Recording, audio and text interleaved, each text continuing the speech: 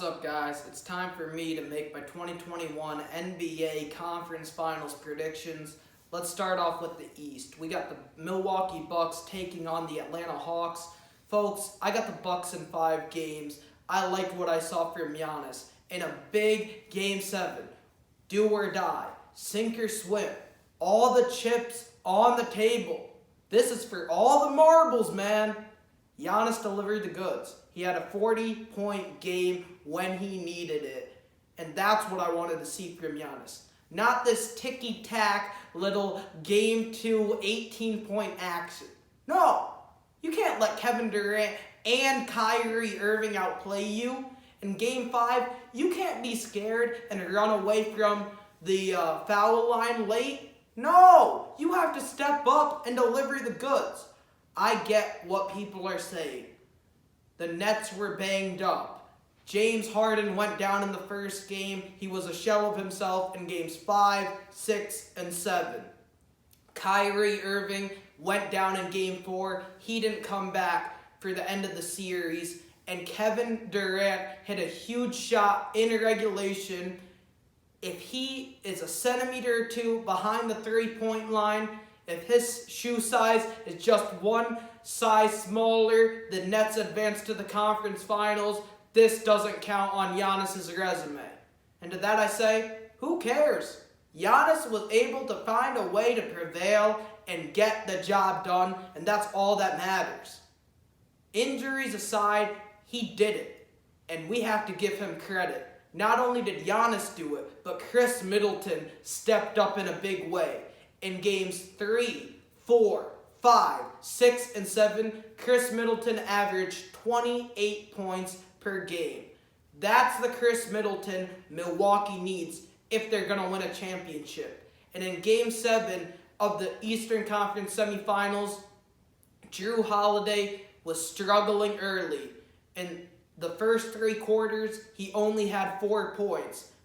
But in the fourth quarter, he stepped up in a big way. He had 12 points and hit a huge shot to make the game 104-101. Giannis and the Bucks are playing well. They were able to get by the unbeatable Brooklyn Nets. Now they play a much easier opponent in the Atlanta Hawks. Trae Young is a young budding superstar. Atlanta is ahead of schedule. They have shooters all over the court. Nate McMillan has done a nice job. But this team has beaten 2 troubled playoff teams. The Knicks got to the playoffs their first time around, and Julius Randle struggled to live up to struggled to show up in his first go-around. He looked like a lost little puppy dog. In the second round series against Philadelphia, Philly had an 18-point lead in Game 4 and a 26-point lead, and they ended up losing both of those games. Joel Embiid is a great player, but he was banged up, playing on a torn meniscus. Doc Rivers has had some teams where they get off to fast starts and end up blowing it in the playoffs, and Ben Simmons is currently on the trade block. So I give Atlanta credit for beating Philadelphia, but I don't think they can beat Milwaukee. Give me the Bucks in 5. The Western Conference Finals should be much better. We got the Phoenix Suns taking on the LA Clippers. Folks, I'm going to go with the Phoenix Suns. I know Chris Paul is battling COVID-19, but they expect him to be back for Game 3 of the Western Conference Finals. In Game 1, Devin Booker was absolutely sensational. This kid looks like he could potentially be the second coming of the late, great Kobe Bean Bryant. Game 1 was Devin Booker's shining moment. He had his first ever triple-double. I will forever remember that game as the Devin Booker Bonanza. On the other side, I got to give the Clippers some love. Down 0-2 to the Mavericks. This team failed to win a game on their home court. It's time to blow it up. Kawhi Leonard's leaving in free agency. They were able to beat the Mavericks after trailing 30-11 in Game 3, ended up winning that series in 7 games. In the last series against Utah, once again, they were down 0-2, and in Game 5 and Game 6, they didn't have their best player, Kawhi Leonard. Terrence Mann in Game 6 said, that's no issue.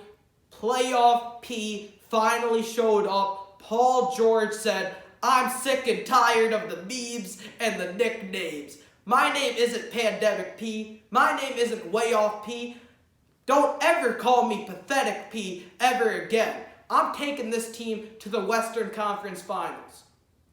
You also have to credit Ty Lue. This is a guy that had to dance for his supper. People thought he was a product of LeBron James in Cleveland, and I can't blame him.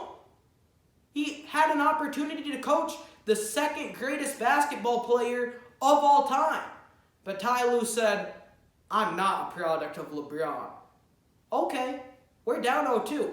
I'll find a way to win this series. Let me take out Ivica Zubac. Let me take out Pat Bev and insert Marcus Morris and Reggie Jackson. We'll beat the Mavericks, and they beat the Mavericks. In the last series, without Kawhi Leonard, his guys stepped it up. Ty Lue brought the best out of them. And for the first time in NBA history, the Clippers are in the Western Conference Finals. That being said, I don't know what Kawhi Leonard's health status looks like. I don't think he'll come back. Kawhi has had a nagging history of injuries. We saw it in San Antonio, his final season. He said he couldn't play. The medical staff cleared him, and he said he still wasn't willing to play.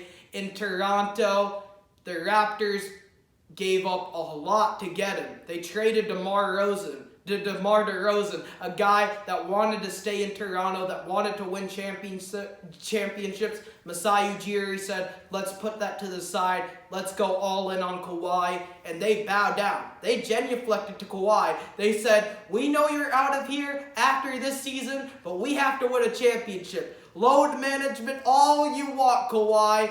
And they ended up winning the title. And the Clippers, like the Raptors, gave him the same treatment. Hopefully, Kawhi can come back to make this thing interesting, but I don't think he will. I got the Suns in 6. CP3 will come back. They will get Devin Booker and CP3 in the finals, and I think we are set for a great finals matchup between the Phoenix Suns and the Milwaukee Bucks. Thank you guys for watching. Please subscribe.